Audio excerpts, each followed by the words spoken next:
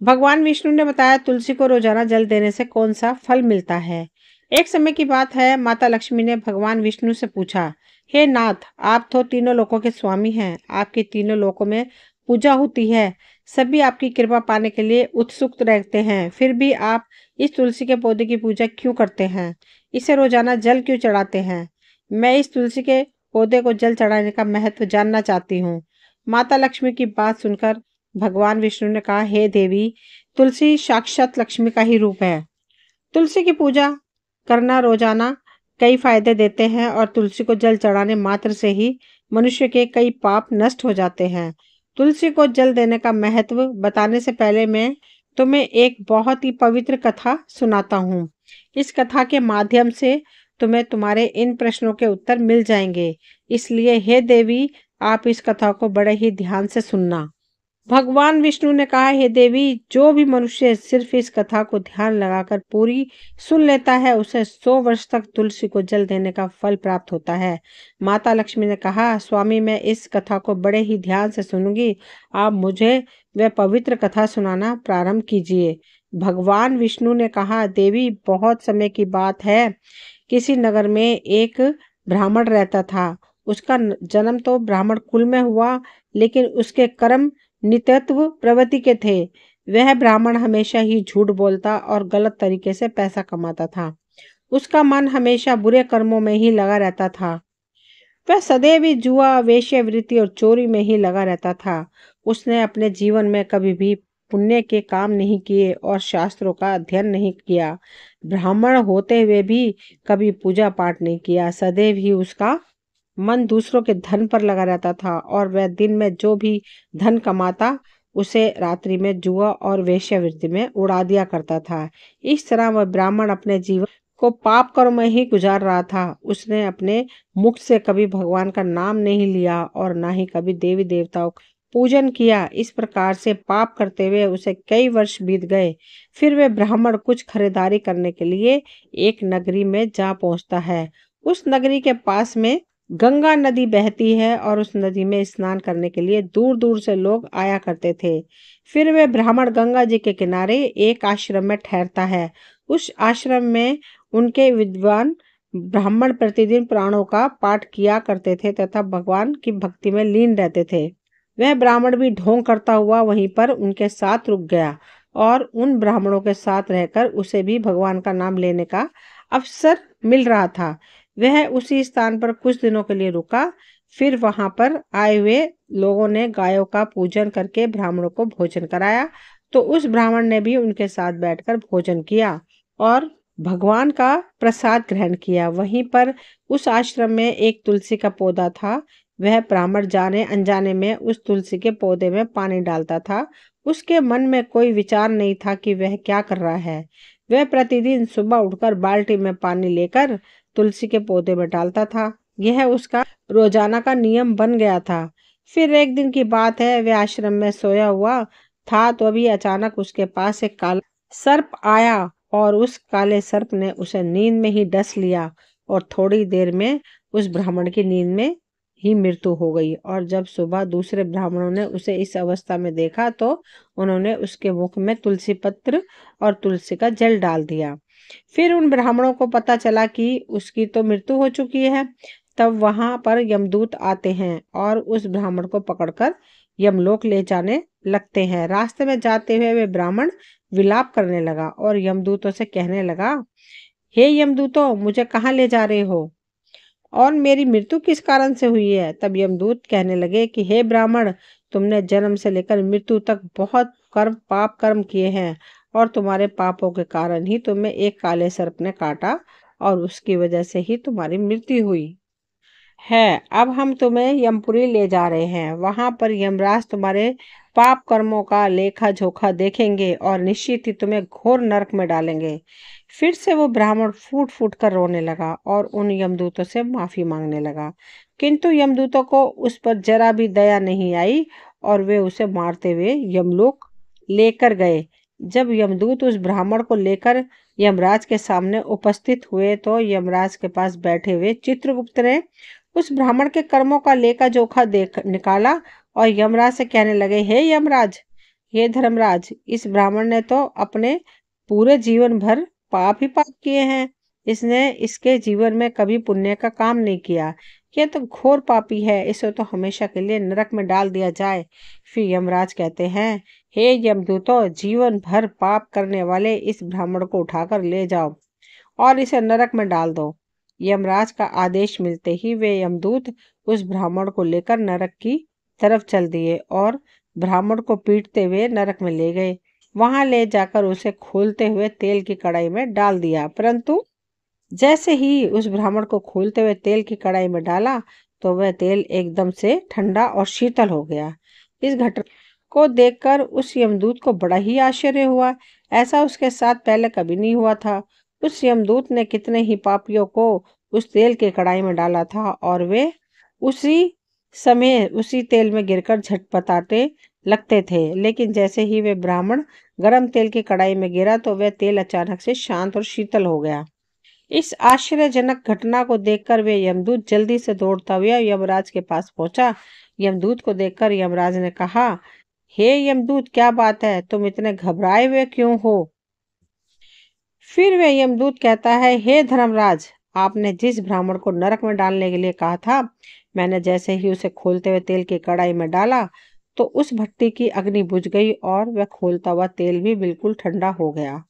फिर यमराज कहते हैं, हे यमदूत, यह तो बड़ी ही विचित्र घटना है।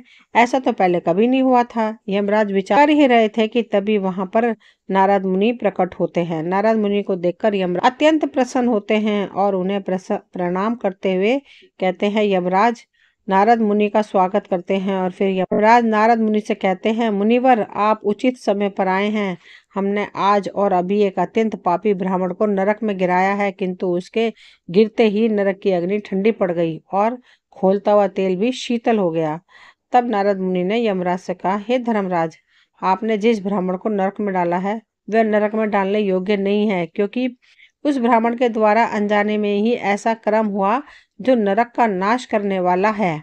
जो मनुष्य पुण्य कर्म करने वाले लोगों की संगति करता है उसे उनके पुण्यों का भाग जरूर मिलता है। और ये ब्राह्मण तो कई दिनों तक भगवान के भक्तों के साथ रहा है। इस ब्राह्मण ने आश्रम में रहते हुए रोजाना तुलसी में जल डाला है, इसलिए ये ब्राह्मण बड़ा पुण्यात्मा बन गया है और इसके सारे पाप नष्ट हो गए हैं। यह ब्राह्मण अब स्वर्ग लोक में जाने का अधिकारी बन गया है। इस ब्राह्मण ने अनजाने में ही इतना पुण्य कमाया जो कई जन्मों तक मनुष्य को प्राप्त नहीं होता है। इसलिए हे धर्मराज, आप इस ब्राह्मण को नरक में न डालो और इसके पापों के लिए इसे केवल इतना दंड दो कि इसे सभी नरकों का दर्शन कराओ। नारद मुनि की बात सुनकर यमराज बहुत ही खुश होते हैं और उस ब्राह्मण को नरक से निकाल कर लाते हैं और अपने यमदूतों से कहते हैं, हे यमदूतों, इस ब्राह्मण को ले जाओ और संपूर्ण नरकों का दर्शन कराओ। फिर यमदूत उस ब्राह्मण को ले जाते हैं और संपूर्ण नरकों का दर्शन कराते हैं। भगवान विष्णु ने कहा, देवी, प्रकार से यमदूत उस ब्राह्मण को संपूर्ण नरकों का दर्शन कराते हैं और उसे यक्ष लोक में ले जाते हैं और फिर वह ब्राह्मण एक यक्ष बन जाता है। भगवान विष्णु कहते हैं, हे देवी, वनस्पति नाम तुलसी, मास नाम कार्तिक, तिथि नाम एकादशी। भगवान कहते हैं, हे देवी, वनस्पतियों में मुझे तुलसी प्रिय है, मास में कार्तिक मास और तिथि में एकादशी प्रिय है। इसलिए जो मनुष्य रोजाना तुलसी की पूजा पाठ करता है और तुलसी को जल देता है वह मनुष्य मुझे सबसे अधिक प्रिय है। उस मनुष्य की कभी भी दुर्गति नहीं होती है और वह मनुष्य कभी नरक में नहीं गिरता है। जिन घरों में तुलसी का पौधा सदैव ही हरा भरा रहता है उस घर में सुख, शांति और समृद्धि बनी रहती है। भगवान विष्णु कहते हैं, देवी, मेरी पूजा में और मुझे चढ़ाए जाने वाले भोग में तुलसी के पत्र अवश्य होने चाहिए, क्योंकि तुलसी पत्र के बिना मैं किसी भी प्रकार का भोग स्वीकार नहीं करता हूँ। इसलिए प्रत्येक घर में तुलसी का पौधा अवश्य होना चाहिए। अगर आपके घर में तुलसी का पौधा है तो सुख, शांति और समृद्धि के लिए तुलसी को चुनरी अवश्य चढ़ानी चाहिए और हमेशा ध्यान रखें कि तुलसी का पौधा चुनरी के बिना अधूरा होता है। तुलसी केवल एक ही पौधा नहीं है बल्कि वह एक देवी है, मेरी अर्थात विष्णु की पत्नी है। इसलिए तुलसी को चुनरी अवश्य ही चढ़ानी चाहिए, क्योंकि इससे पति पत्नी में प्रेम और विश्वास बढ़ता है।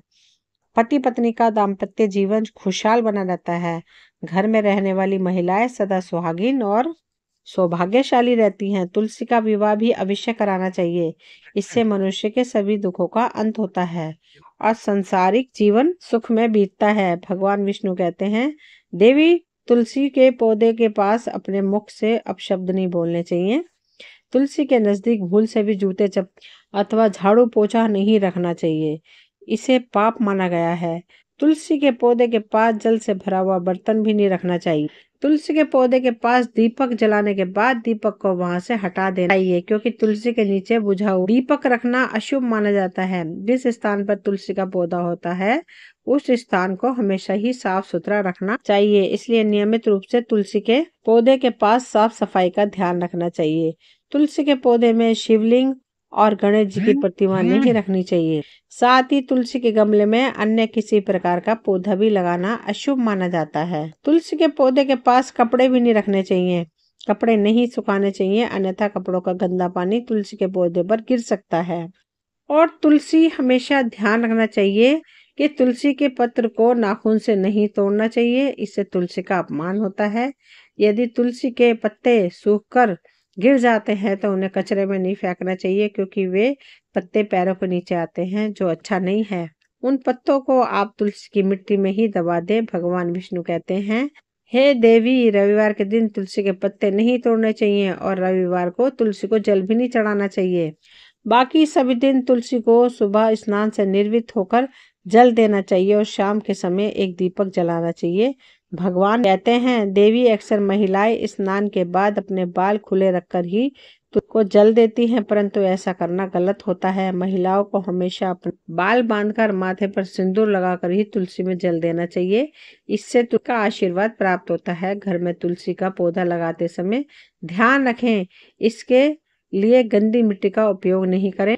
साफ स्वच्छ मिट्टी का ही उपयोग करना चाहिए।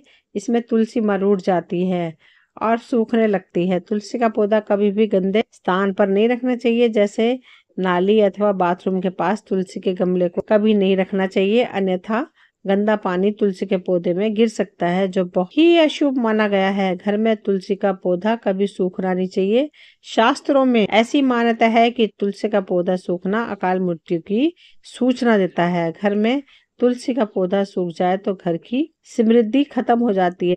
सूखी हुई तुलसी में माँ लक्ष्मी का वास नहीं होता है। भगवान विष्णु कहते हैं, शास्त्रों के अनुसार मासिक धर्म के दौरान महिला को तुलसी के पौधे में पानी नहीं डालना चाहिए और तुलसी को स्पर्श करना भी वर्जित है। तुलसी को बिना स्नान किए जल में जल नहीं देना चाहिए और पैरों में चप्पल आदि पहनकर भी तुलसी को जल नहीं देना चाहिए। तुलसी को जल देते समय ध्यान रखें कि वह जल आपके पैरों में न पड़े, इससे तुलसी माँ का अपमान होता है।